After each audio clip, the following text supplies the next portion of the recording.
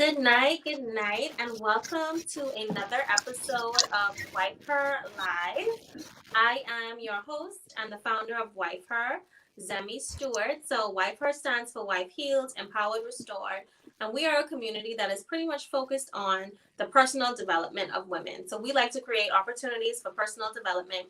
We believe that women are able to pour out if they are poured into and they are pouring from a full cup. And every month we have a focus of the month. The focus of the month this month is home ownership. It is something that has been much anticipated. And so you're going to learn everything from testimonials like we have tonight, the legal aspect of home ownership. You're going to learn about being a landlord, the search for a home, the do's and don'ts, and just a whole gamut of information. And so we are looking forward to sharing that with you. Without further ado, I'm going to jump right in and show you our lovely panel of ladies. So there you go. Hi. And this is our panel. So I'm just going to jump right in with introductions. Before I do that, here's a little housekeeping. Feel free to ask questions throughout the entire night. You can just put a question up. We may not answer it right away, but we'll get to it by the end of the night. So if a thought comes to you, put that question right there and we will certainly get to it. So first up, we have Nina. So Nina, you can do a little wave. Hello, guys. Nina Henderson Myers is a native of Southeast Michigan and has vast education and experience in real estate sales, mortgage loans, and appraisals dating back 20 plus years. She is the CEO of Henderson Myers Home Services LLC and non-principal broker at Fathom Realty in Michigan. Her experience working with corporations, private investors, residential sellers, and buyers has provided her with a unique and diversified approach to negotiating and servicing her clients. Her passion is helping her community build generational wealth through the use of real estate. Thank you so much, Nina. Happy to have you here. Next Th- up, we have Kelly. You can do a little wave. Kelly Fowler is a financial coach with Druba Solutions, a Bahamian company specializing in financial literacy. As a financial coach, she works with young families to establish a strong financial plan that would serve as a foundation for lasting legacies of wealth creation. She takes joy in applying her knowledge of history and finance and educating individuals on tools, methods, and opportunities available that would empower them to take control of their own financial future. In her free time, Kelly enjoys reading and spending time with her husband and son. It's so great to have you on tonight. We go on to Kiani. Kiani Thomas, you can wave. Thank you. Also known as Key the Mama Bee, is a wife, mom, blogger, entrepreneur, and everything in between. She purchased land as a gift to herself for her 30th birthday when she was then a single mother. So that is awesome. So good to have you on the platform tonight. Next, we have Marcita. Marcita, give us a wave. Marcita is hailing from the beautiful settlement of Hatchet Bay, Eleuthera, the island of freedom. From a young age, she discovered a love for baking, which she indulged until finally sharing her gift with the world in the form of something sweet by Marcita Sawyer. Her business has flourished as she amazing cakes and bakes, sweets and treats in creative colors and designs. She is a faithful Methodist who currently serves on the evangelism board and assists in any and every way she can. And she purchased her home back in 2019, and she is so happy to share knowledge with us tonight. Thank you, Marcita, for joining the platform. And finally, we have our youngest on the platform, I think, Hannah. And you give us a wave. Awesome. Hannah Baird is 23 years old, and she purchased her first property last year in the height of the COVID-19 pandemic. Talk about bravery. Today, she is working on building a duplex on the land which she bought while juggling a full-time job in banking as well as real estate apprenticeship with 10 Oak. Is it One Oak? One Oak. One Oak, Bahamas. So Yeah. it's great to have each of you ladies on the platform. It's a wealth of knowledge here. So if you are watching this, please drop some love in the comments. Say hello to these ladies. Let them know that you're watching and where you're watching from. So we're going to jump right in with Hannah. Tell us about your story and weave into your story lessons learned for people who are watching, the singles who are thinking about purchasing, why you decided to purchase as a single woman as well. Okay. So, very important to my story is that my grandmother was a real estate broker, and she also brought her own property in the Bahamas when she was very young and a single woman as well. So that was something I always admired about her and kind of let me know like this is possible and I can do this. Hmm. And I also saw it for myself as kind of like an insurance policy that, anything that may happen in life, I will always have that property in my name. Um, and yeah, she, yeah, just seeing that, knowing it was possible that someone so close to me was able to do it, that kind of gave me motivation to go and do the same thing. Definitely, but it So probably costs a fraction for yeah, a true, limousine. very good point. But yeah, because of her, I always kind of had an interest in real estate anyway. So that's another central part to my story. So I started looking at homes in like my second year of university, and I realized it was very expensive, Hmm. particularly to rent. And I rented when I was in university, obviously. So I was there, I was splitting a home with, other women there. And it was, normal for college students to share homes there with renting, but that's not really normal in the Bahamas. So I think it's kind of difficult sometimes to find roommates over here, and it's not that much of a common thing. So Hmm. my thinking was if I rent, I'll have to rent by myself. But then when you do that, it's super expensive. Yep. So when I started, playing around with the property prices and, putting it into mortgage calculators, I realized it would pay off more for me to just start saving from then and buy somewhere rather than renting by myself. So Hmm. that's what I decided from my second year. I had already started some savings, but by then I decided I need at least 10,000. So that was my goal, graduate with 10,000. And I did that. I turned 22 that summer in August, and that was when I hit my goal. So then as soon as I moved home, I started looking for property. And at first I wanted somewhere turnkey to just hurry up and move into straight away. But my dad is actually in construction. So Hmm. I spoke with him as well and said, would it be realistic for me to be able to build? And he said, yeah, if you are patient and work towards it, you can do it. So I decided not to go for something ready made. And, I have my dad there to kind of hold my hand through the process. So I figured if I have that resource, I'll use it.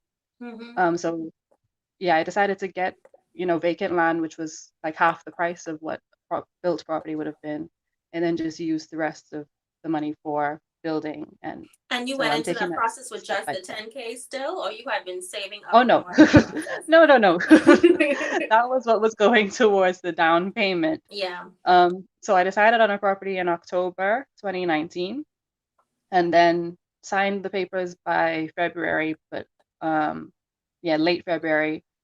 Then COVID hit mid-March, and Hmm. everything shut down for like for 4 to 5 months. Yeah. And then after those couple months is when the ball started rolling with legal work and everything. So in the end, it did take like 9 months, something like that. But thank God it did because I needed time to save up more money for the Hmm. legal fees and the bank fees, which, because you think about it, you think, oh, I just need enough for a down payment. So that's what my 10K was supposed to be the bulk of. But no, by the Yeah. time you get to the time that sale closes, you need basically double what that down payment was. Yeah. So in the end, in my case, I was lucky that it did spread out so long to give me more time to accumulate those savings because a lot of people don't know when you walk into it how expensive it is going to be upfront. Um, yeah, that was my story pretty much. I just wanted Awesome. to be, yeah, stable. And I don't know if you feel comfortable too, but you can plug your dad's business since he's in Mhm. construction if you'd like. Well, he's not really that Oh, active okay. anymore. He's kind of doing it more like just kind of holding my hand through it because he's retired Awesome. now. Awesome. That is Um, amazing. yeah, very lucky. Yes, definitely. I wish Hmm. I had that because that would probably save me thousands of dollars. I want Yeah, to jump yeah. to Nina because Nina, you're in the US and I'm so interested to know if this story is similar. If it's still this case where I need double, you guys are blessed with these amazing interest rates. So let's hear your story of your home purchase or your multiple home purchases. Well, for me, that's actually one of the reasons I got into the industry. So essentially, I was doing mortgage loans first, and that industry kind of tanked out. And I was doing something else, but when I went to purchase my home at 21, you're not really taken seriously. So at Hmm. that point, I couldn't really measure whether it was because I'm a woman or because I'm 21 years old. But Or because a right, woman of color at 21. Exactly. But at the time, I learned the realtor I was working with, I had a poor experience, didn't get that house, almost gave up. And when I worked with another realtor, I realized, okay, that's not how the situation is supposed to be. So I realized that a lot of the things I went through was actually the realtor I was working with. And that's what made me actually decide to become a realtor. So I purchased that home when I was 21, and that was in an up market like it is now. Right now, it's a seller's market. Everything is hot, everything is selling. When I purchased my next home at age 25, it was cashed, and that was when everything crashed. This was like in '09. So everything is, you're fighting with investors to do what you can do there. So when you say the great interest rates now, that is a big part of it, because a lot of people are saying they're waiting for this crash to happen and they'll wait to then to buy. Essentially, if you're not going to be a cash buyer or investor and you've really saved up for that, then you have to look at what are the interest rates going to be then by the time that crash happens, and you say, okay, the difference in how much I would have paid on that purchase, is it worth it in that overall monthly payment? Because you can pick up that savings and an amortization schedule and just paying extra payments. So that's one thing that I would share. But I would say that first experience, like I said, I couldn't measure it. When I was 29 and purchasing as a woman, what I noticed as a part of the process is a lot of times we're leaning on resources. Like she said, if you have a family member, if you know someone who's been through that process. But if you don't have tried and true professionals that you already know to go to, then you still can run into a lot of hiccups. Because if your other resource isn't in the industry and they say, oh, I purchased a home before and this is how it went for me. Well, it depends on what their credit score was, what their debt to income ratio was, what year they purchased. So things can be a lot different than when you're purchasing. And they'll say, well, my sister told me this, so this is why I thought it went this way. And you're like, well, no, it's not that way now. So I tell a lot of my first time home buyers, especially women, when you know you're going to start doing that, to start seeking out the professionals and kind of vetting them first, almost like you're doing an interview process, along with not just let me get my credit score together and go to get a mortgage, because essentially who you're going to work with is going to make a big difference as well in that equation. Definitely. I know Hannah has to drop, so I just have one more question that I'm going to ask generally before I finish with the introductions. Did everyone go through a real estate agent, or did anyone look on their own? Okay, Hannah, you went on your own. Yeah. And Kiani. I Okay. went on my own too. Yeah. Okay. We have some experiences. So I know, Hannah, you had to drop. If you want to let people know where they can reach you, we also have a follow-up conversation on the 14th, I think it is. So everyone will be able to hear your story in details. I don't know if you have any parting words or to-dos and don'ts before you have to hop off. Yeah, so like you just asked, I didn't work with an agent, but I do think that maybe if I did, it would have been helpful because a lot of things I did find out on the way throughout the process, like, surprise fees and stuff like that. I think it helps to have someone at the beginning tell you exactly what you need to do, what you're going to expect at every stage, because I did have a lot of, unexpected fees and stuff I didn't know about at the time. And I just think it helps to have someone look out for you and know exactly what you need. I was really lucky that I did find a property that was exactly what I was looking for, but everyone isn't always that lucky. So you do need someone kind of to hold your hand and look out for you through the whole process, especially if you are doing it at a young age and as a woman, because people do try to take advantage of that. So Definitely. you need someone who's going to be on your side, someone you can trust, and someone who knows what they're doing. Yeah, and my biggest advice as well is, like I said, whatever you think you're going to need, you need double. Yeah. So, you get to that one stage, but you are going to need that extra security. Even if it doesn't cost that much, you still want to have something to fall back on when the process is done. You don't want to deplete your entire saving. You need that cushion the whole way through. So whatever you think you need, double it, and then you'll be good to go. Awesome. Thank you so much, and we'll follow up. I hope you feel better. Thank you. Good to see you all. Okay, so let's jump to Kiani. Kiani purchased her property as a gift to herself for her 30th birthday. Okay. Okay, so tell us about your process. So my process was very I mean, different from a lot of people, because at the beginning of the year, I never thought that I would be purchasing property that year. I just had some really good friends that I was surrounded by all the time, and always motivating and always encouraging me to do more, despite the fact that I was a single mom. And so earlier in the year, this was 2016, early in the year, I just started looking at houses and looking at properties and saying, I want to have a home for me and my daughter.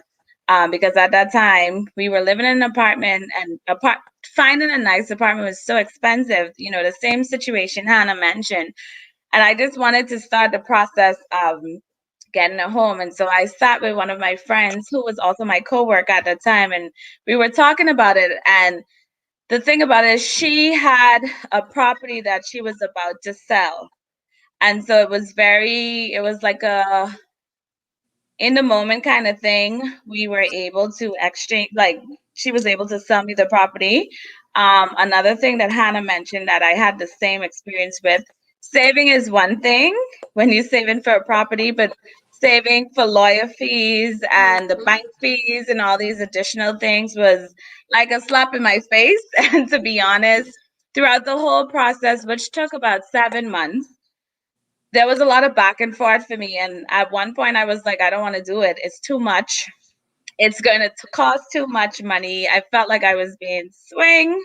I was just back and forth with it so much. And I was like, nobody ever told me about this. But after, like I said, having the encouragement from my friend who had already gone through that process, she's a little bit older than me.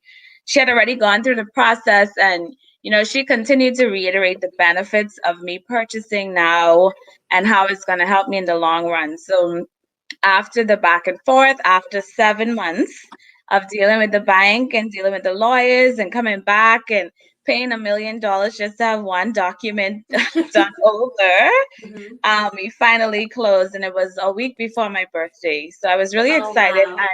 I'm super happy that I made that investment very early, and I'm like really excited that I was able to do it. Some of the things that I regret, if I'm going to be honest, was the property I got is in a gated community, which means that Take it even though I'm away. not living there, I'm paying homeowners fees. There's so Mhm. much regulations and stipulations, and I didn't know all of this. Honestly, I didn't do proper due diligence. I just wanted to do this thing, this, like, tick off this milestone for myself. Um, but after 4 years of paying on the property and, like I said, paying homeowner fees, we made the decision to start. When I say we, I'm now married, so my husband and I are planning to, start building. And even that process has been difficult because now there's requirements for the house. It Mhm. has to look a certain way. It has to be a certain build and all these things. And so I feel like one of the biggest lessons I would take away from the whole experience is to make sure do your due diligence. Make sure it's something that you really want, because it's all nice and good to want to live in a certain area, but with those areas there comes, additional fees Yeah. that's going to continue for the duration of the time you have the property. So I think looking back now in retrospect, I would have done things differently. Although I'm still really excited about it, I'm still going to build on it and, make it an investment property. But those things I would have done differently for sure. Definitely. And that's really good points. And for those watching, HOA never goes away. Your Never, mortgage goes away, but HOA never goes away. never, And ever. HOA can feel like a mortgage payment. It can be that Hello. high. So definitely I'm happy you raised that. I want to jump to Marcita. Sorry, Kelly, you're gonna go last this last. Marcita is in That's okay. Eleuthera, and I always encourage people to grab some Family Island property. There are properties there for like 50K. And when I say Family Island, I know Nina, I Family understand. Islands would be islands outside of New Providence or Nassau or Grand Bahama. So these are more remote places, Mhm. and property values are lower there. So Marcina, let's hear your story about your home purchase. And you don't have to tell us exactly what you paid, but an estimate of how much the value of your property was in comparison to what I know Nasuvians have to experience? Hello, good evening, everyone. Well, my journey to home ownership started in 2010, and I started with purchasing a piece of property in Rainbow Bay. I can tell you what the asking price was. The asking price was 25,000, and listen, I'm just surrounded by the blessings of the Lord. I got it for 15,000. Oh my God! And what's the square Yes. foot on that? Wow. It's 13,000 square feet. Oh, Yeah, you so could not get that in Nassau for that right. price. And I have two Wow. ocean views, so it's very valuable now. Wow. After that, I didn't want to go through the process of constructing because it's hard as a woman. It seems like these people in the construction industry, I don't know if they give women the respect that we deserve. And so I started with wanting to construct, and the bank was giving me so much trouble. So I just decided to go the route of getting a fixer-upper. And my first try with that, I was unsuccessful. The lady at the bank literally told me, "You need a man. Oh, You can't afford this on your own." She did. That's what she did. wow. So I was discouraged for a while, but I kept the same real estate agent for the property that I got and for the house that I now have. And his name is Kenneth Culmer, Isle of Freedom Realty. He's really good. And he called me one day. He told me he had this house he wanted me to see. But I was like, I saw it already. He said, "Come, let's look at it with a new eye." So I went and I looked, and I saw potential this time. And he told me what the asking price was, but he was like, "Go a little lower. I think they'll accept." And I put in a lower offer, and it was accepted. Oh, wow. And I did have a lot of struggle along the way. Sometimes I wanted to quit, but God kept encouraging me, keep trying, keep trying. And I had a lot of favor. The people at the bank, I had to change the bank that rejected me and tell me I needed to get a man to get a house. So I had to leave them alone, right? So I went to another bank on the island, First Caribbean. They're amazing people, and they were so supportive, and they held my hand. The real estate agent held my hand. So I had a lot of favor along the way. And my family was so supportive. And so in 2019, I finally got the keys to my own home. One regret is living here, I realize I don't need this much space. Oh, my. So I wish now that I had listened to the contractor when he suggested that I split the home into two sections. So if I could, eventually, I think I will do that so it can help me with these mortgage payments. Definitely. So you do have a plan to build on the Rainbow Bay property? Yes, and thank God for that. I was able to use that to help secure the house. So I do intend to build on the Rainbow property. And listen, it's more blessings. I was just looking around at my documents the other day, and I looked at the square footage of this lot, and I realized I have it's bigger than I thought. So the land is very large. So come to Eleuthera. The land is good. It's affordable. Come to the land of pineapples. I am telling you, I tell people all the time, one day you're going to regret it. And I have to share this story before I jump to Kelly. So my grandfather was offered property on what used to be called Hog Island. And he said, "I don't want to build over there. There's no way to get there. What am I going to do? Take a boat?" Today, Hog Island is Paradise Island. Okay? Moment of silence. Today, Hog Island is Paradise Island. And my grandfather was offered property there, probably for dirt cheap because there was no bridge yet. Now there are two bridges. And he said no. And so some people may be thinking, what am I going to do with family island property? The property value may skyrocket. You don't know what's going to happen.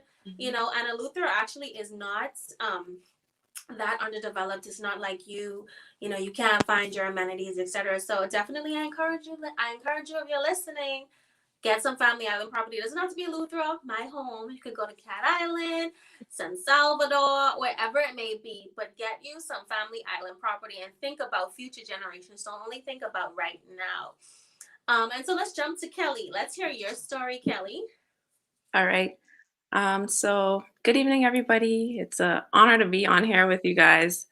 My story is a little bit different, but I can relate to pieces of each and every one of those stories. For me, similar to Kiani, like all I could say is it was the favor of the Lord, basically, because for me to even be able to afford the property in the first place at the age of 26, straight out of graduate school, graduate school typically like breaks people down to nothing. But I had this overflow of cash simply because I had saved up for graduate school myself from working 2 years prior to going, 2 to 3 years. But as it should turn out, when I went to school, I ended up getting offered a job in one of the professor's labs.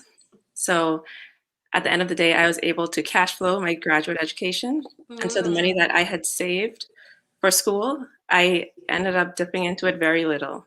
So I think I only paid the first semester tuition. And even at that, I paid in-state tuition rates, not out of state or not international, simply because I was able to get that particular job at the university. And then after that, I did not pay tuition. I was able to get tuition waivers, and then I was able to cover my housing expenses and everything with the funds from my job. And then after that, I, had my money there. Wow, So when I that's came awesome. back, yeah, and only the Lord, because that was not the plan at all.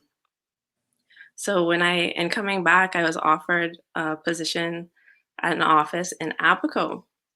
I had no family or friends in Abaco, knew nothing about Abaco or anything like that, but I decided I would take the position simply as an opportunity to grow in the career field, because it's very rare that I would have had the chance to get a job in the field that I actually studied, which is anthropology and history, natural sciences, and stuff like that here in the Bahamas. Previously, I was working in the States at a natural history museum, and I left that job because it was temporary. And though I was offered another job, that too was temporary, but the job that I was offered here, that would be permanent. So even though I wanted to stay in the States, I chose to come back home simply because, and on the advice of my parents, why would you take a temporary job when you have a permanent job here and stuff like that? Anyway, I ended up coming back here, went to Abaco. I figured, I'll give it a year or 2 years or so. I'll see how it goes, if I like it or not, or just use it as a stepping stone, and then move on. I went to Abaco. Again, didn't know anybody or anything like that. I ended up loving the place. I loved it so much. And the people, I got to know the people, I made friends and everything like that. And I did not want to leave. I was like, okay, I'm good. I'm not going back to New Providence. That's where I'm from. And so I started looking around for properties also because there was a need for housing on that particular island. I was not able to get the transfer right away simply because I was not able to find housing there right away. It took months before I could actually get there to find housing and stuff like that. So knowing that there's a need for housing, and also being a single and staunchly independent woman, I wanted to be able to secure myself, and I'm like, and this is a place that I like. I could see myself here for the next maybe 5 years. We'll see how it goes. So I initially started looking at the distressed property listings from the banks to see if I can find a fixer-upper or something like that at a decent or low price. I looked around the different areas, drove around, because in the distressed property listings, they also have directions to the properties. So I would just go on my own and visit them, drive by, see what it's like, checked out. One in particular that caught my eye. It was a duplex. But in actually visiting the property, I noticed that there was some watermarks around the baseboards of the rooms and stuff like that. And then the roof had some issues. It had some structural issues. And then as a single woman on my own, where I don't know nobody, that's a no-no. That's too much work. Um, at the end of the day, long story short, I ended up purchasing a vacant lot in the area that I was living in. I was renting an apartment in this particular neighborhood. I liked it. It was family oriented. Um, I just happened to come across it. I was driving by one day and I noticed a small wooden sign kind of tucked in the bush, but it had a phone number on it and for sale. So I called the number, spoke with the lady came out to show me, and in arranging the showing of the vacant lot, as if there's anything really to show, but you want to know like where does the boundary start, where does it begin, and stuff like that, the history of the lot and stuff like that. And since I didn't know anybody personally, I had gotten into a good church there, made some acquaintances, actually met some people that I did actually have connections to. A classmate that I had in high school, her parents ended up retiring to Abaco, and I met them in the church. And I was like, hey, Mr. and Mrs. Carroll, what are you doing here? And so I asked them to come with me to meet the lady, because obviously they would have more knowledge of the island and they've bought and sold many homes and stuff like that. So we went to view the property, talked to the lady about the history of it. And then Mr. Carroll, he was asking, so is this the only property that you have for sale? And she was like, oh, no, actually, I also am selling this one right across the street. And the one across the street was slightly elevated. So I actually ended up getting that other property. But these were questions I would not have otherwise asked if I didn't have someone knowledgeable and trusted, like a trusted advisor coming with me and someone who's thinking about my best interests and stuff like that. So I ended up purchasing that property. And it's better. It ended up working out better for me simply because being a vacant lot, I could take my time. I don't have to rush. I don't have to rush to fix up anything in case the storm comes and stuff like that. And then again, the favor of the Lord, divine timing. If I had purchased that other fixer-upper, started pouring money into fixing it up, Dorian comes 2 years later, destroys it. And especially in the area that it already was susceptible to flooding, it seemed. So that would have been a terrible investment. Whereas where I ended up purchasing the property, that area sustained little damage from Dorian, which is amazing. So like I'm able to let it sit, buy and hold until I am ready to go back, because after purchasing the property, I ended up getting engaged and getting married and having to move back to New Providence anyway. So I was like, thank you, Lord. And that's basically most of my story. Of course, there are lots of little details, but questions that people ask, will probably get to them. Definitely. I love that. We're talking about the favor of the Lord and taking God with you on this journey for real estate, especially as it's Resurrection Sunday. And I'm so glad these ladies even joined me today on this Resurrection Sunday. I know how, as Christians, we treat Easter, and I love that. So definitely that's something to take away from this live. Take the Lord with you, invite him in this home buying process. But I'm really interested in this question. So Marcita had a smile on her face when she talked about her real estate agent.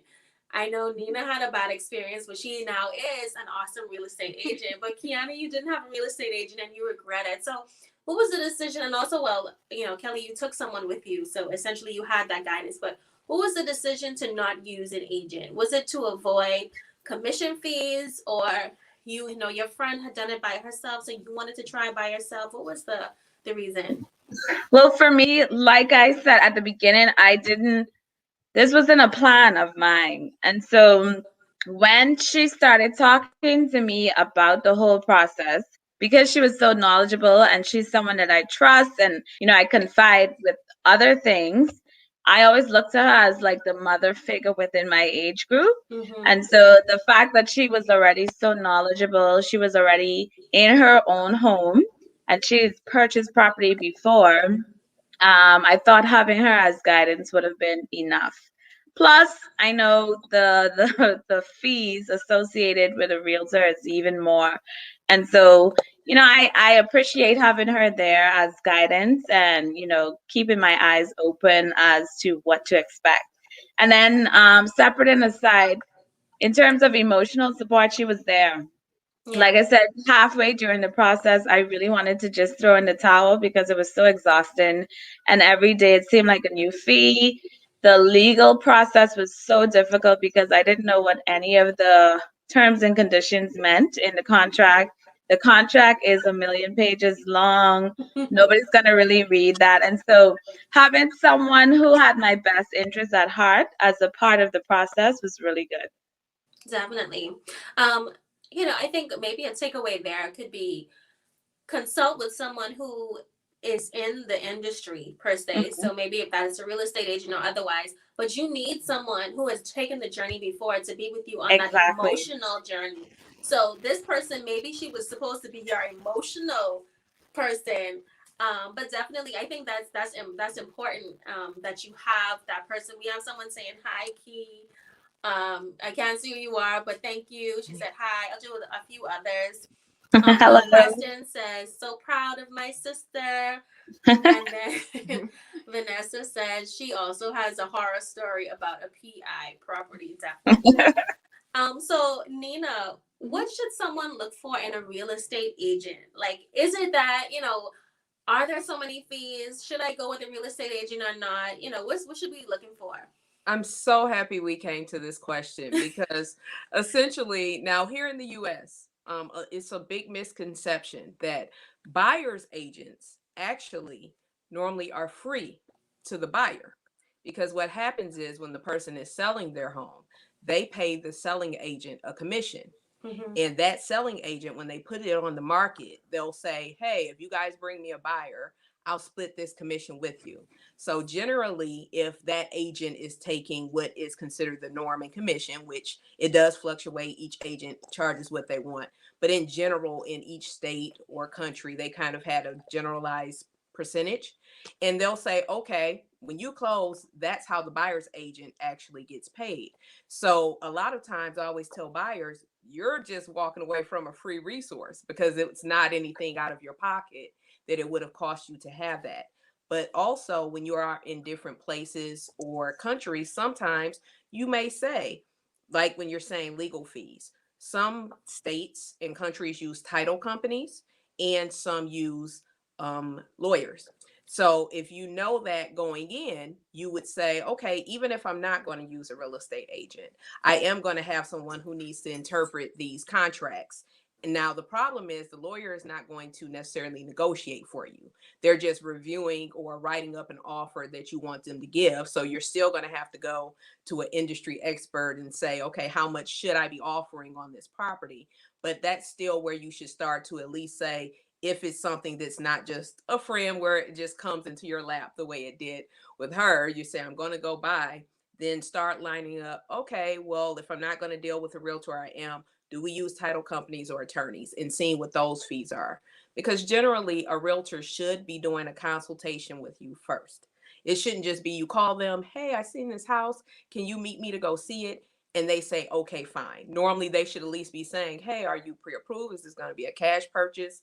And get some information. And then even if they meet you that day, moving forward, we need to have a consultation about what you actually are trying to accomplish with this purchase. Is it for, your first home? You're only going to be here a few years, relocation, growing family, things of that nature, but the financial picture as well, because that makes a big difference. And if they know that, then they can start telling you up front, not necessarily just double whatever your down payment is, because depending on what you qualify for, you may put 3.5 all the way up to 20% down of what that purchase price was down on the property. It depends on the type of loan you're going to get. So if you just said twice of 3.5%, that still may not cover all the additional closing costs from the lender and title company and appraisals and things of that nature. So those things need to be gone over first. But I hear that a lot. It's not anything, new. And sometimes, they'll say, well, we just thought it was going to be too expensive. And actually on the buyer side, normally that's a free resource. Really nice to know. Yes, for that second property, right? Yep. So definitely that is something good to know, that as a purchaser, you should actually be enlisting some support. So that is definitely good to know. In terms of saving for this, and everyone can answer as they want. Marcina, I guess I'll start with you. How did you save towards your purchase? Like, make the strategies you put in place so that you don't touch this money. Did you have a dollar figure in mind? Well, for my first property, it was 100% financed by the bank. So I just paid it. I paid it off within a few years. And but this house, it's just miracles. Miracles were around, just all around me. The 20% wasn't even necessary. The bank was like, no, we got this. I don't know if exactly that was the right idea for me, but it was 100% covered. So I just have to be concerned now with making those payments on time, which I am doing. The Lord is providing very richly for that. But I did save there were some fees that the bank, every time I turn around, there was a new fee. So I was able to pay that. So every month by habit, I do save, but everything was covered 100%. Is this a family island thing where you could just get it covered? It was me. It was me. It was favor. It was divine. Trust me, it was divine favor. That's On all I two I can think properties. you need to take your husband to a family island and see which one he falls in love with. Hello. Okay, so what about you? I know you were going in as a single mom. You're thinking about your daughter as well. How did you put yourself in the frame of mind that I'm gonna save this money and not touch it? Are you naturally a saver, first of all? Because I know Kelly is a No. saver. Okay. No, I'm naturally a person that spends straight to the last penny and then figure it out once I get paid again. I'm not naturally a saver. But when I became a mom, it's just like everything changed. Like you have priorities, you have responsibilities now, you have to be able to make decisions that make sense for both you and this person. And so when I went started the process and the banker told me what would be needed in order to get it done, I just started cutting out things. So cutting out getting my hair done as often, cutting out getting my nails done, buying clothes, and staying home. I mean, in Nassau, when you walk out your house, you spend $500 just by going in your car, it seems. And so just cutting back and making the sacrifice to not do things that I would typically do for a couple of months to get the reward at the end was all that I did. And it was a lot of sacrifice, but that was the key. Definitely. So I think um, if we're talking about steps here, it's you go and you get pre-approval, or you go to have a conversation with a banker to say, how much do I need for a property of X value? And then you see if you can get pre-approved. Nina, let me know. Should I have saved that money to get pre-approved for this amount, or do I go have this conversation? How much do I have to save? I save that money and then I get pre-approval. Well, essentially, you can have the conversation, but normally they're going to want to run your credit to give you a true answer. So, to me, normally I tell people to start with building your credit. And if your credit is in a range of anywhere from 580 on the low side up to 660 or above, generally you can get approved depending on the program it's going to be. Ideally, you want to go in a little higher at 640 or 660, because then you'll qualify for programs where you may not have additional fees. At that point, when you know you're there are no, say, collections or things that you know are sitting on your credit that need to be addressed, then I would have that conversation, and you can have a general conversation. They'll try to push you to run your credit, but you can say, generally, if I make this much a year, or if I've even printed out my credit report myself from today, can you essentially tell me how much I should qualify for and how much I should be saving and what program you think I would qualify for? And generally that's a verbal. They're not going to give you anything in writing for that, but that shows you where to start. But also, just to her point in regards to saving, because I went through the same thing when I initially was purchasing. It was just like I made a decision to buy, and now I'm going to work all the overtime I can and do whatever I need to do to save in that way. But now that I'm in the industry, I've realized there's so many other resources that people use, whether it's their employer may offer some funds towards your purchase. So you always want to check with your HR department with that. If you're working with the employer and they have a 401k program, you can actually pull from your 401k if that's what you decide to do. But you have to talk to the mortgage loan officer and essentially at that time make sure if there's a max amount. And you don't want to do it before you've gotten your offer accepted or anything on the house, but you can know that's what you want to do. You also can have gift funds.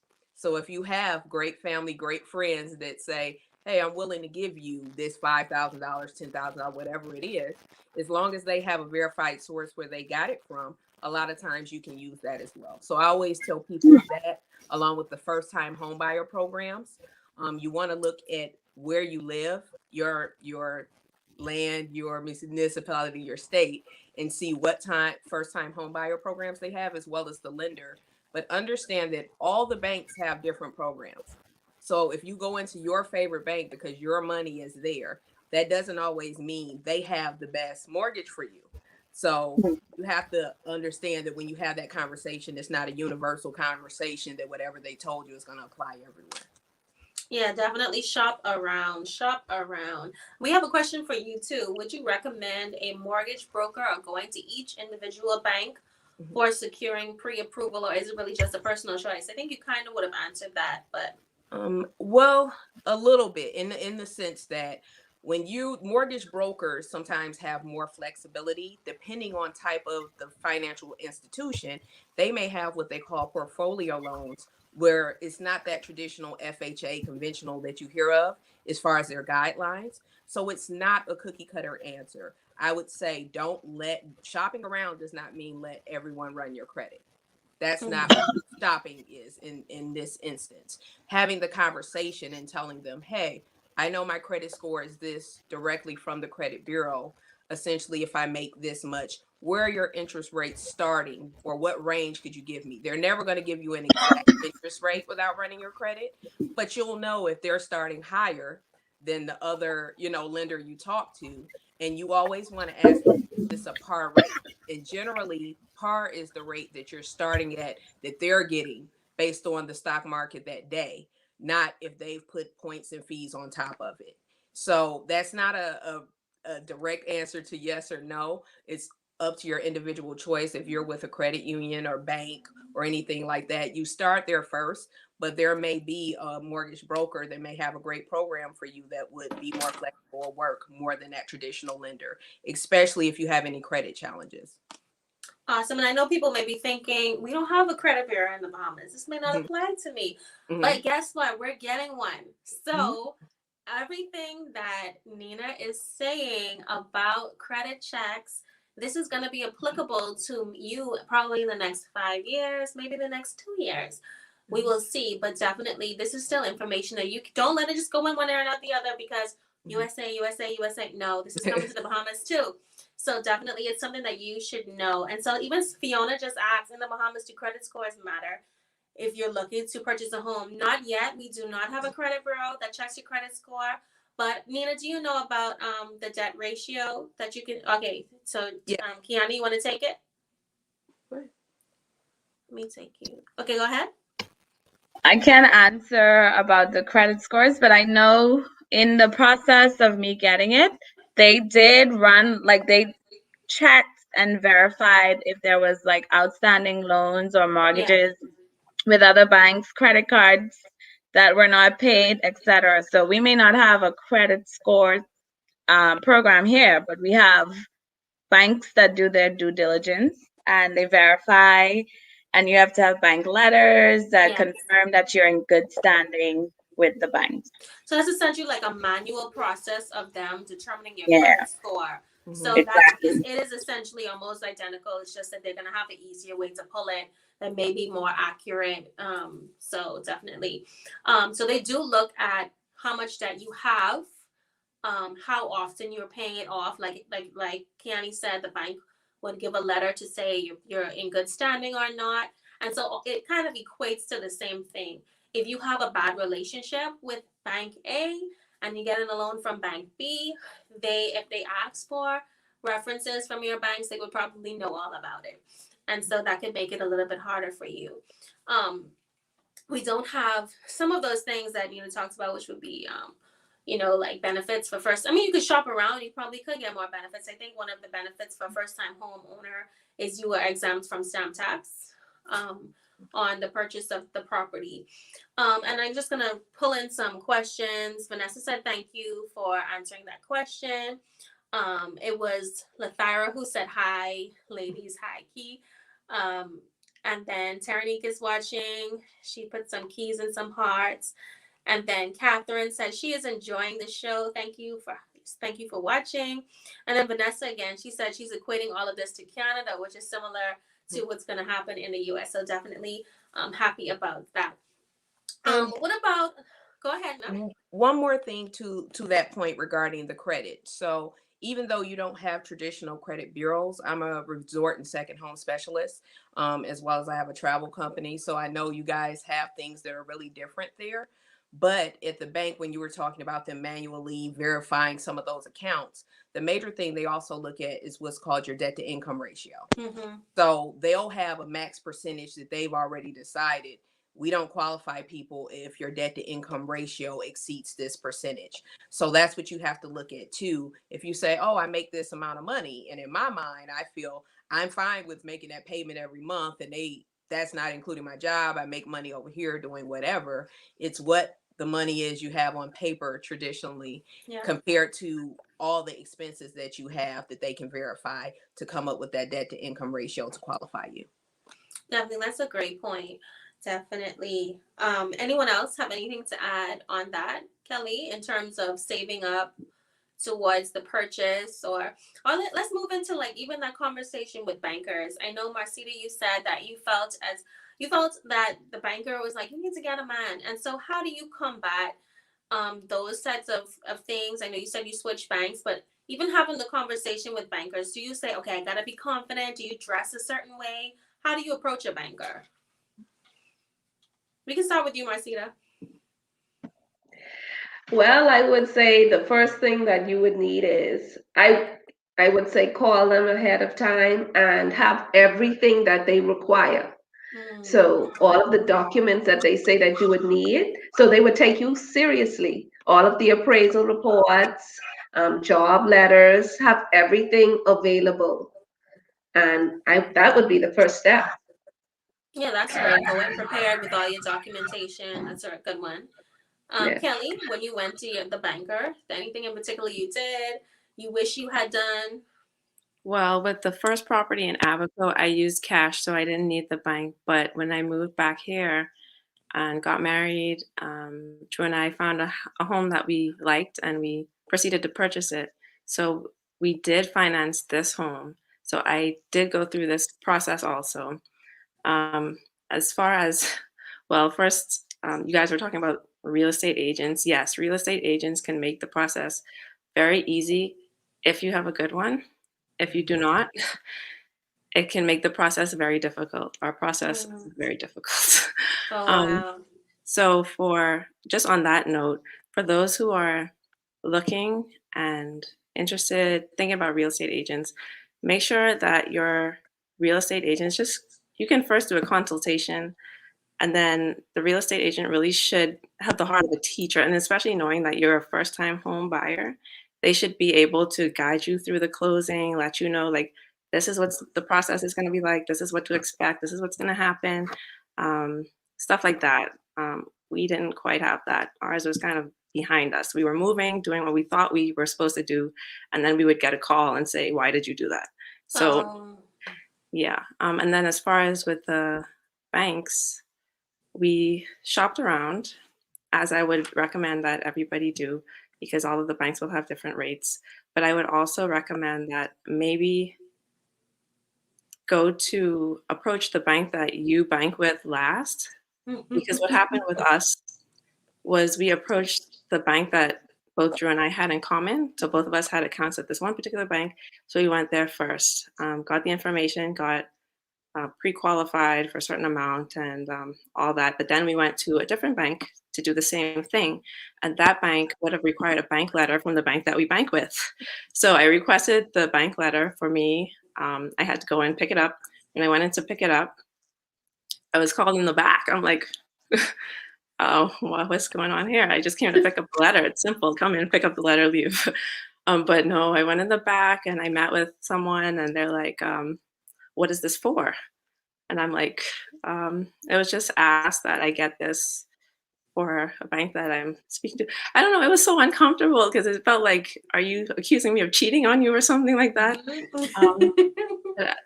But she was like, are you looking at going with a different bank? And I'm like, we're just collecting information. We haven't confirmed or decided what we're going to do yet. But she got kind of upset and I was really uncomfortable. And I was like trying to make excuses like, well, we're just thinking about it. And I was like deferring to Drew, my husband, like using him like, well, I'd have to speak to Drew, you know? And then I was like, for some reason I said, I can call him and ask him what he thinks. And so I ended up calling him and then handing the phone over to her and she's talking to him. And I'm like, oh my gosh, what's going on here? But anyway, that's just why I would maybe suggest going to your bank last. Wow, I don't think that should have happened. That sounds a little unethical that she would pull you to the back. Go ahead, Nina. It does. I'm sitting here like, wow. I don't think it should have happened, but back to your point when you said, how are you going to be comfortable when you're shopping? If you were to run into a problem like that, then I would kind of reverse it and say, we are shopping around. We're actually looking at where we want to hold all our bank accounts as well as purchase a home. And maybe that would make them draw back to, okay, let me not mistreat you or I may lose your account altogether. Because you do have the right to bank with, whomever you want or get a loan with whomever you want. Mm-hmm. So it shouldn't have been that situation where it's like they're lording this power of, should I give you this letter? Right. Someone unfortunately says that sounds so familiar. That is unfortunate that is a practice. Kiani, did you experience the same when you were banking, like when you were shopping around? No, I didn't have that experience at all. The banker that I used was the banker that I've been using like my whole adult experience. So it was not like that at all. So did you shop around for rates? No, I didn't. Okay. So they probably were like, she is a faithful and we don't have that. She's not cheating on us. They didn't have to pull you in the back in the principal's office. We have a question here. I don't know if anyone is familiar with this. This is fairly recent. Can anyone speak to what the process would be if you would like to purchase a government home, or would it be the same action because of the recent service lots that are offered by the government? Has anyone ever purchased government property? No. Okay, so Fiona, not this live, but I will write that question down. And when we have our legal expert come on, that's going to be an Instagram chat, I will ask him about that question. So if you could kindly just drop me a message at wifeherministry@gmail.com. I will either get that question answered for you on the live or send it over to you directly. And I just want to move into some of the questions that we did receive. Quite a few. So this is, we have the conversation about being a single. And I'm so happy that we have so many women who purchased as singles because it's proof that you can do it. I'm not one of them. I did look for information on properties, but by the time I dated my husband, he handled that process. So I'm not one of you ladies, but I love the testimony that it is possible. And we have people who have multiple. So Nina purchased multiple homes. I think you purchased your second also as a single woman. Yeah. Exactly. And so it can be done, ladies. You can get this done. And then I think someone here, any information on what entrepreneur, small business owner should expect? Are you talking about buying commercial property, Shaquel? Nina, have you ever purchased commercial property? Yes, but also just from the other side, because I'm a mortgage loan officer as well. So she may be asking about what should they expect when applying because of the documentation or different requirements. It's not vastly different for you. If she's talking about speaking about buying commercial, you should reach out to a commercial realtor directly. Residential and commercial are two different animals. How even if you're going to rent or buy, how the property's value is assessed is different for commercial versus real estate. So that would be one thing that you want to start off with making sure you're working with someone that's in the commercial realm. And then you want to analyze the property based on what your real needs are for the property, meaning the square footage. Like she spoke to, I'm realizing I don't need all this room, and she's in her personal home. So imagine if you did that for a business and you have the upkeep and overhead or even build out of that property. So you need to kind of analyze your business plan and see the actual square footage you need, as well as the area you're looking to be in, and whether that actually works for your business plan. Definitely. So everything boils down to research, wise counsel, multiple opinions. That is what helps you. And also thinking for the long term, not just for right now. Lakeisha says she's enjoying the conversation. Thank you, Lakeisha, for joining in. And so now I'm just going to hop over to our questions. If you dated after acquiring property, would you allow your boyfriend to assist you with building? So before I talk to the wives, let me talk to Marcina. Are you still single? Yes. Okay. So would you have a problem with your boyfriend coming in or your fiance coming in to help you build on your Rainbow Bay property? Oh wow. I would need to be sure, very sure that he's the one. Otherwise, no. I Otherwise, would not be. no. No, definitely Anyone else not. wants to take this question? Again, if you are dating after acquiring the property, would you allow your boyfriend to assist with building? I'll take it not as a wife, but as a, go ahead. No, go ahead, Nina. I was gonna say I'm not taking this question as a wife. I'll take it from the real estate perspective. No, honestly, I would have a problem with that as well, in the sense that if we're not engaged and even engaged, you're gonna look at how you're gonna title the property you're building. Mm-hmm. And even though you don't have to be married to buy a property together, you have to think long term. If this were not to work out and I'd acquired this land and now I've built my beautiful home on it, and I no longer want to build with you and be with you, am I going to be forced to sell this home just to you walk away with your assets in mine? And are you comfortable with that? So at that stage of boyfriend, girlfriend, I wouldn't be particularly comfortable. Awesome. Shaquelle, I see your comments. Could you phrase your question again in full so I can understand what you're asking, please? And we'll be happy to answer your question. Next question is, would you allow the home you built to become your matrimonial home? The home that you built to become your matrimonial home. Go ahead, Kiani. Well, the property that I have doesn't have a home on it yet, so I can't answer that. But I feel like if I had it, I would not have a problem with it. I feel like a lot of times there's a double standard. We are expecting our husbands to come with all these things, Mm-hmm.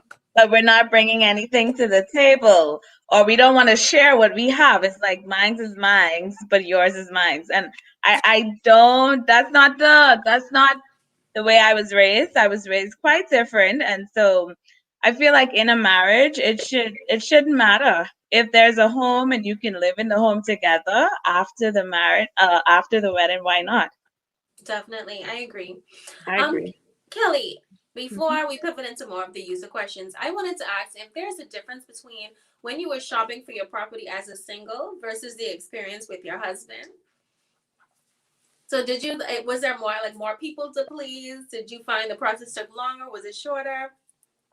Well, with the property on the family island, that I think in the offer letter or agreement for sale, it normally says like that it should close in 30 days or 60 days or something like that. That took 9 months to close.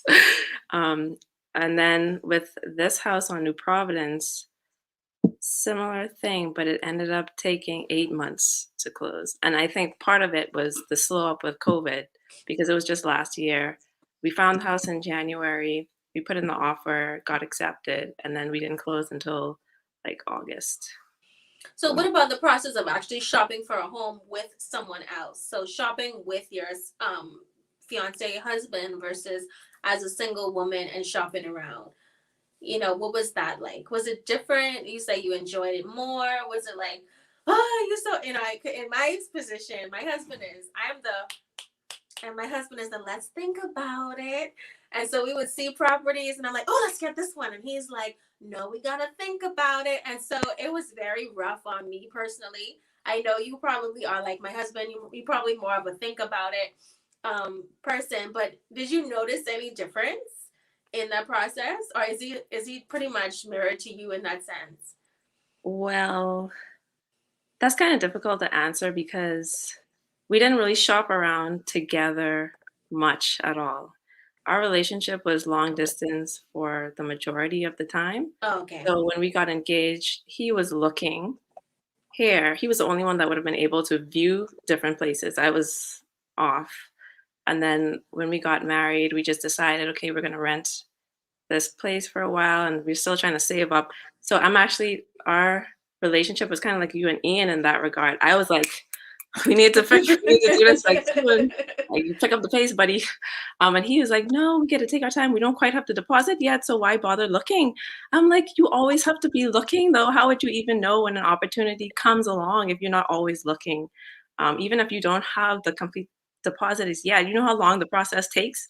By the time you are ready, we may have the deposit. So I feel like we should get some experience and go shop around, view properties, see what we like, see what we don't like, and get to know how to do this thing. But he was very reluctant. So I was actually the one when we moved here to be looking for the real estate. And I was looking online, signed up for basically every real estate's email listing to get them to my email, checking the distressed properties and stuff like that. And I was the one that arranged to view this home. And on that day, I remember it very clearly. I was like, okay, I've arranged for us to go view this home. We also have to go to Multi to get something for our son. What are you looking forward to most today? He's like, I'm looking forward to picking out whatever at Multi. I'm like, really? This is the first time we're viewing a home together and you're not kind of excited to do it? But yeah, it was too different, I think, to compare. Yeah, but I mean, women sometimes have to be a little bit more proactive, I think. We have to give a little nudge in the process, but still not act on impulse or emotions because that could also lead down a road that we don't want to go down. So definitely a mix. And, for people who are single and thinking one day I may be purchasing a property with my significant other and it may be a little different, just keep that in mind. And then we're going into number 3. Actually, let me ask you, Martita, you already have your home. You've been living in it. So would you be comfortable bringing your spouse, this is your spouse now, into your marital home if you, so desire to stay in your home? Definitely. Definitely. I Okay, definitely would be. So another question here. Would you change your title deeds to put your husband on the deed? Let's start with you again, Marcita. Would you put your husband on your title documents? I know this is equivalent to some people who are like, I got my doctorate degree. I'm now a medical doctor and I was with my maiden name. So I'm going to keep this because I worked so hard for this. I know it's kind of equivalent to that conversation, but I'm interested. What would you do? Wow, this is a tough question. I will need to pray about that one. I can't answer that one right now. Well, I can say if she asked it from both perspectives. She said, would you expect your husband to put your name on the deeds of properties he owns? I did not ask my husband to put me on the property. I probably would ask that I'm in the will, obviously, but I did not make that a requirement in our relationship. Okay, what's the reason? Sorry, you want to come? The cost of putting you on the title deed was excessive. He said the cost of putting me on the title deed was excessive, as well as. Exactly. Mhm. And then he's saying that if we wanted to purchase another property, we can put it in my name so that we could get the exemption. I don't know if that's true. They may shoot us down with that. But I agree. There probably was a cost, and I don't mind personally not being on the title documents once we establish how obviously the transfer of assets would be if something was to happen to him, and once I know where everything is, I don't Yeah. have to dig all over the place for these documents. We heard horror stories last month when we talked about wise borrowing, and some people, they can't find the documents and they don't know how much the mortgage payment is. The bank won't say. Some people have lost homes that way, and so we obviously don't want that to happen. So once you know where everything is, I don't know if anyone else had something to add about that. If they, Kiani, I know you're building, would you say that both should be on the title documents?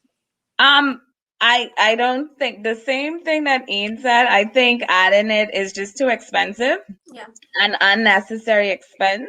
My husband and I are very open and transparent about things like that. He doesn't care either way because we're trying to be in this for a lifetime with no divorce in sight. So, yeah, we could avoid that unnecessary bill. Why not?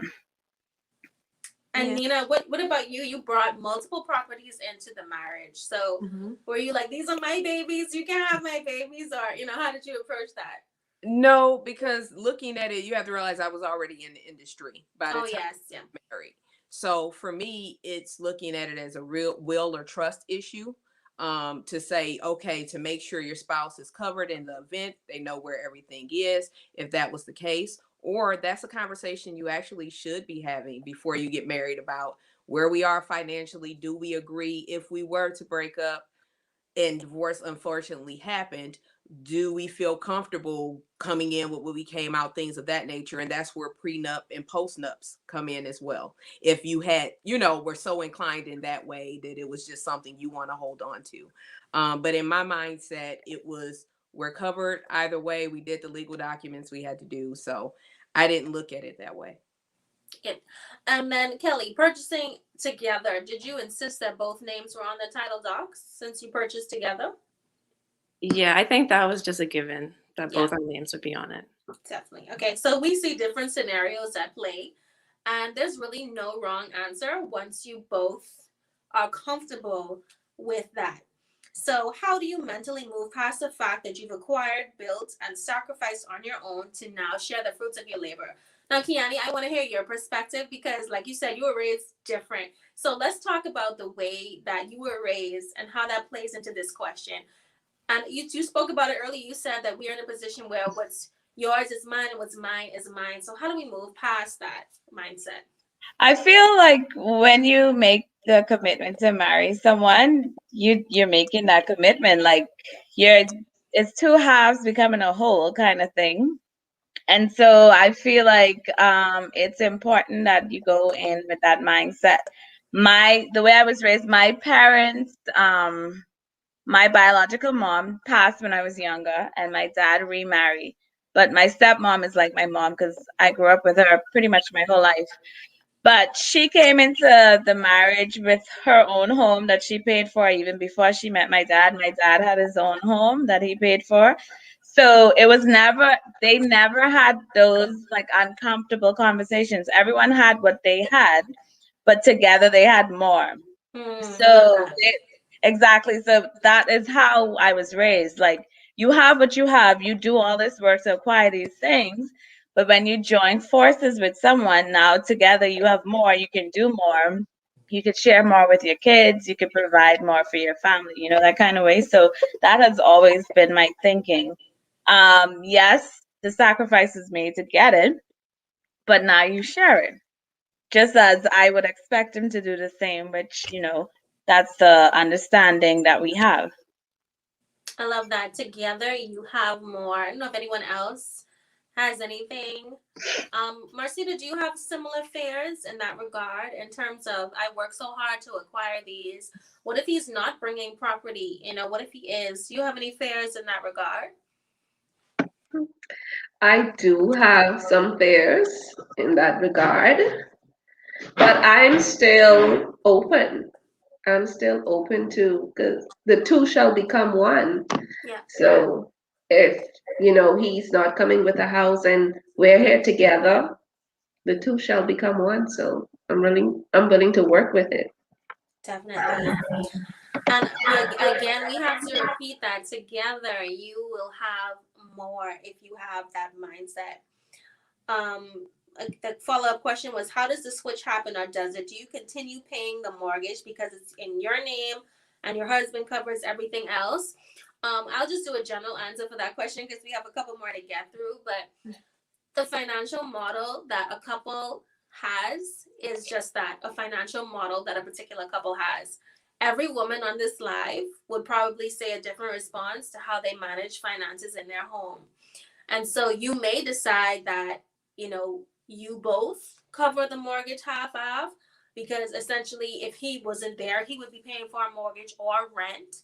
And so it may have been a similar living expense. You may decide that you pool all of your money into a particular bank account and you pay expenses there. You may have an expense account, a saving account.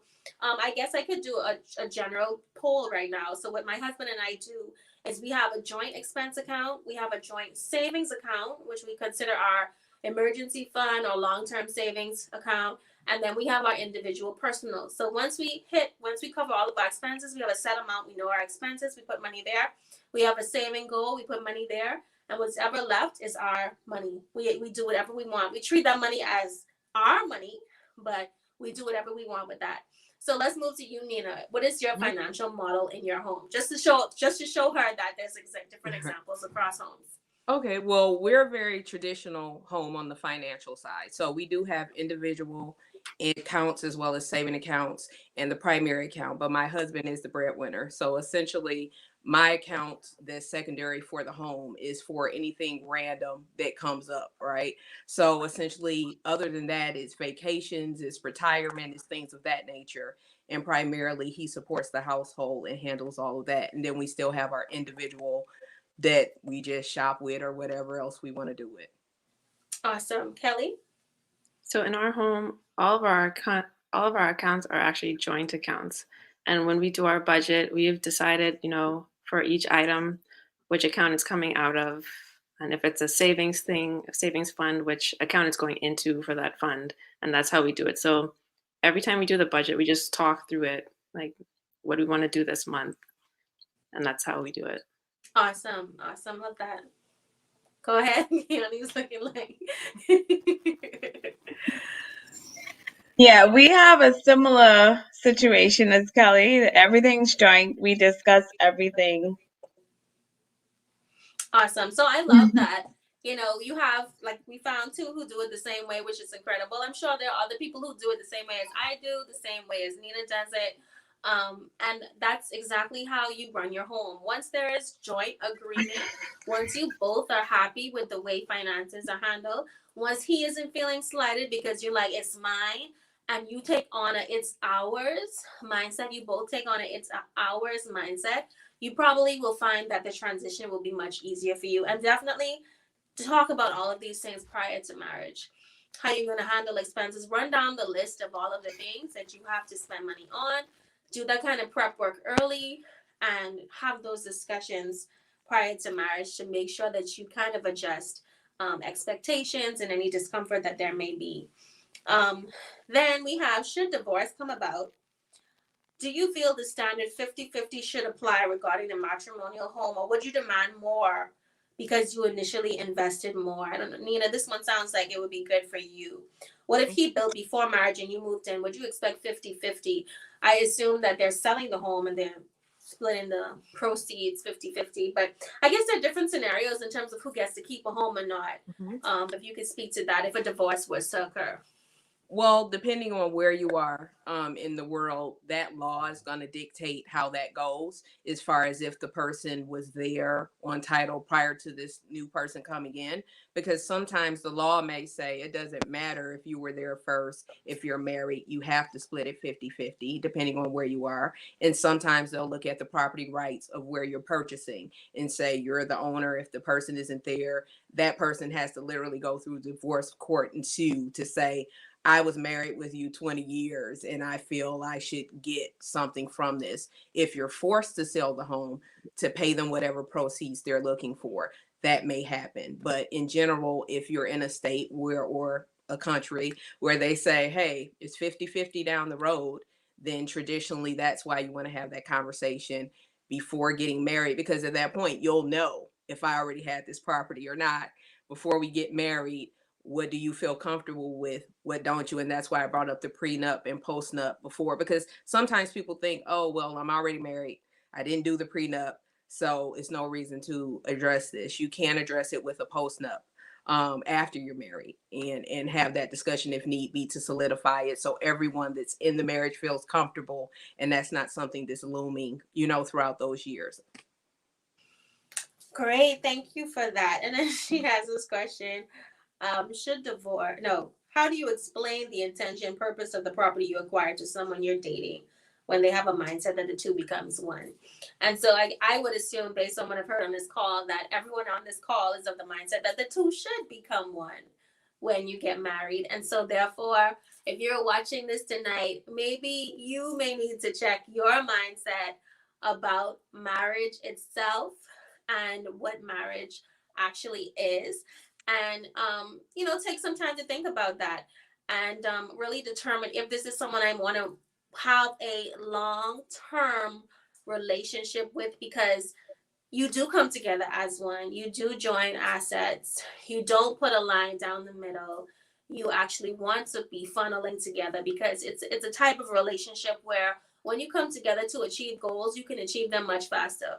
My husband and I are able to save $20,000 in a much faster window than I could save $20,000 on my own.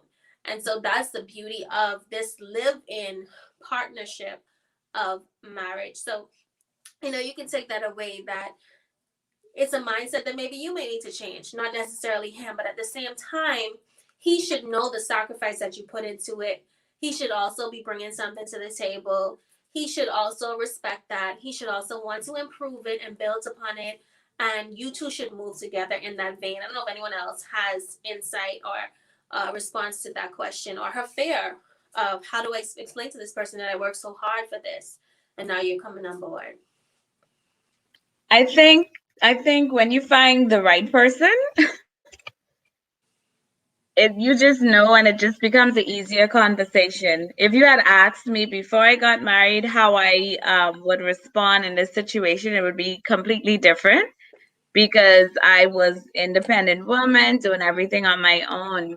But when you find someone that you trust and you feel comfortable with, and you could be transparent about these things, and like you said, have these conversations even before marriage, it's like a no-brainer. It's like it just happens.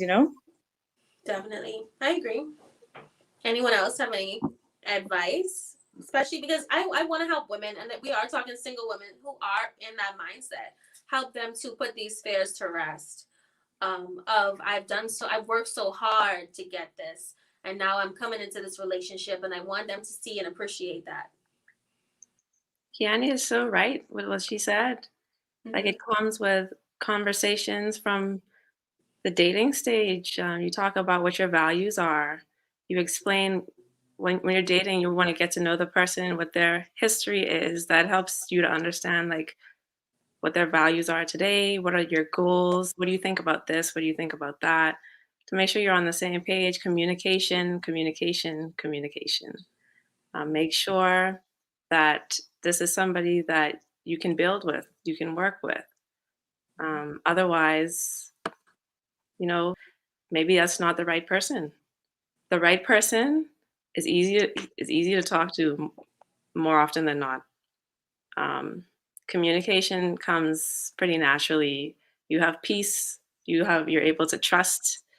It's just like, I can't even explain, because I feel the same way as Kiani did. Before, if you had asked me before I met Drew, it may have been very different. But after, no doubt in my mind. Awesome. Nina, do you agree? Yes, I agree. But to expound on that from a biblical standpoint, when you think about the terminology being equally yoked, so even though if that person does not have a home coming into it, or they don't have as much money to invest into it as you, if you've decided you want to live your life with this person, then you have to look at those reasonings and say, well, why did I make that decision? Obviously, there's something that I see there that I trust in, that I feel they're equally yoked with me or not. I consider myself still a very independent minded person. I moved out of the home when I was 18. So essentially, I understand that thought process initially. Like you said, before you're married, you may have thought a lot differently, but that's where that communication does come in ahead of time. And as I expressed, we're a very traditional household.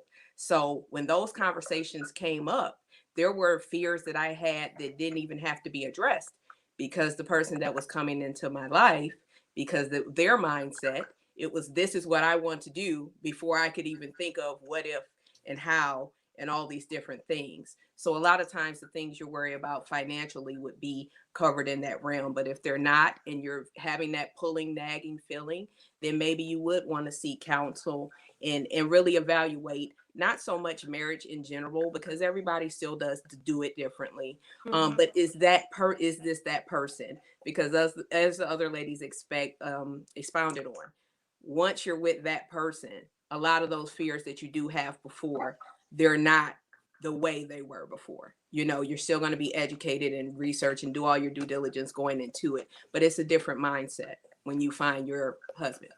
Definitely.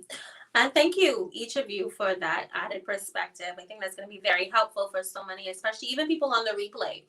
I really feel like that point in particular of addressing those fears of the independent woman going to be very helpful.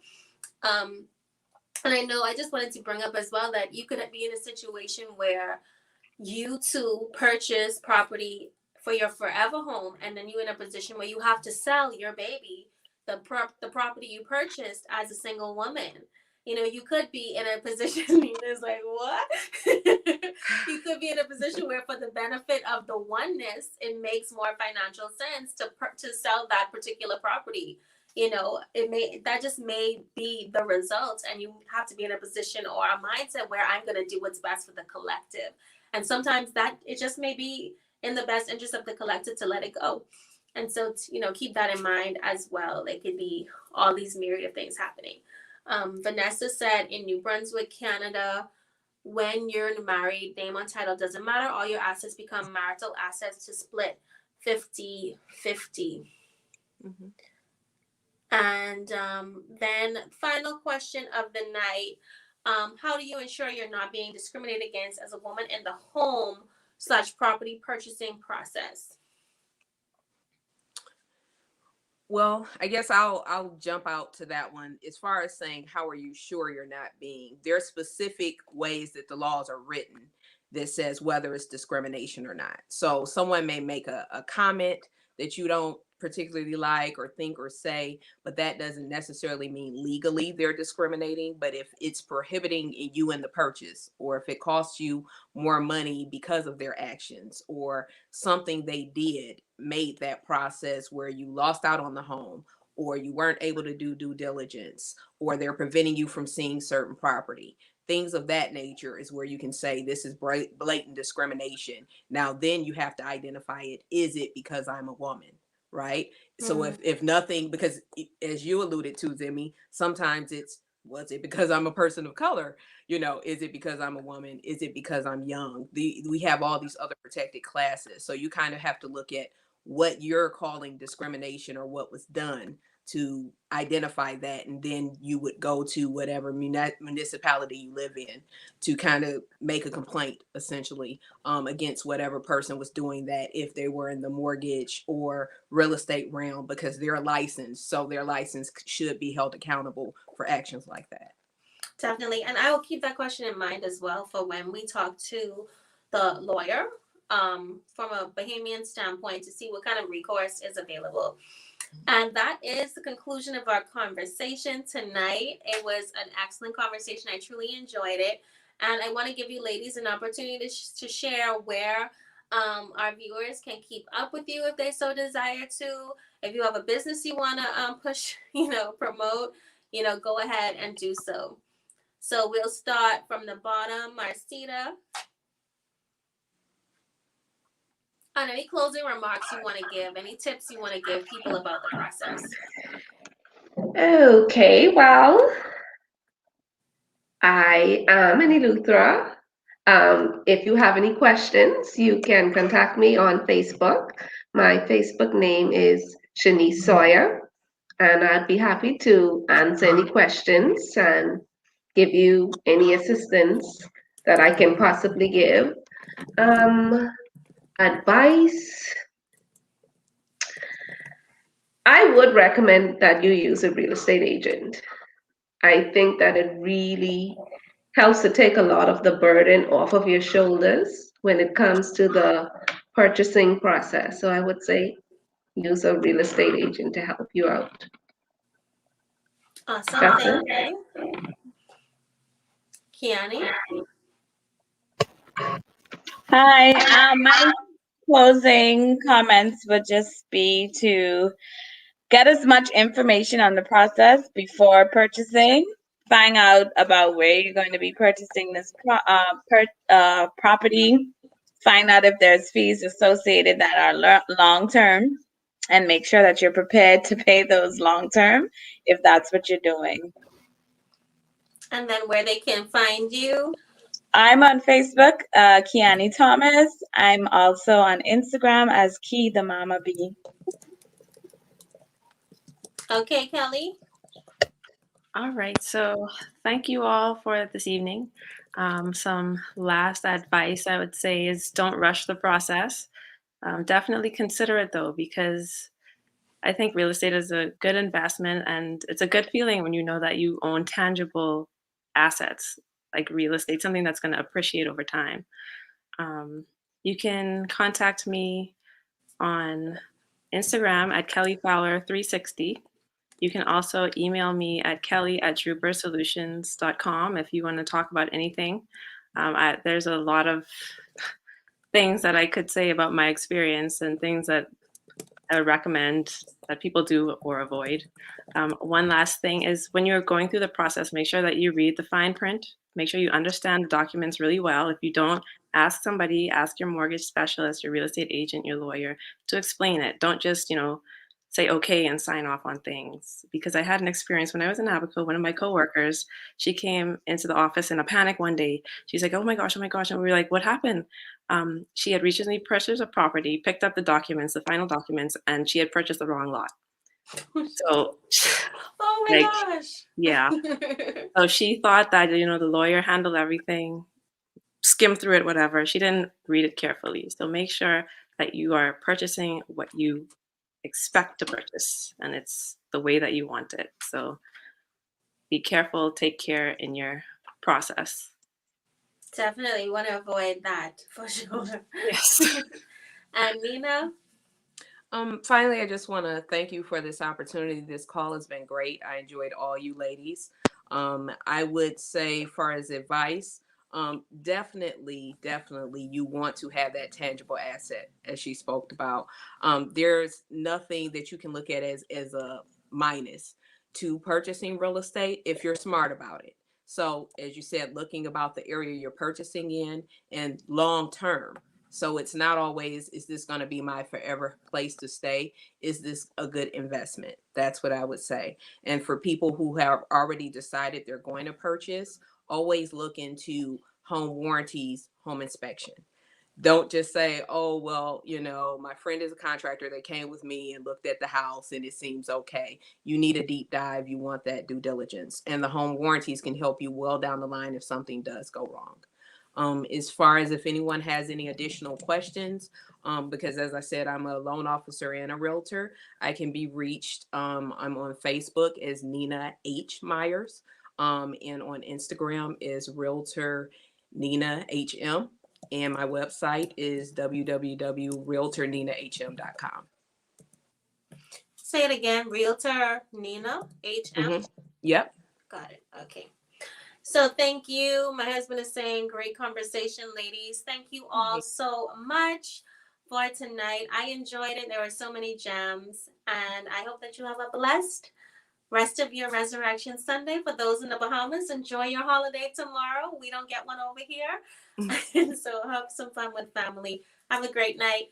Bye, everyone. Thank you for Bye. watching. Thank Good night. you. Bye bye.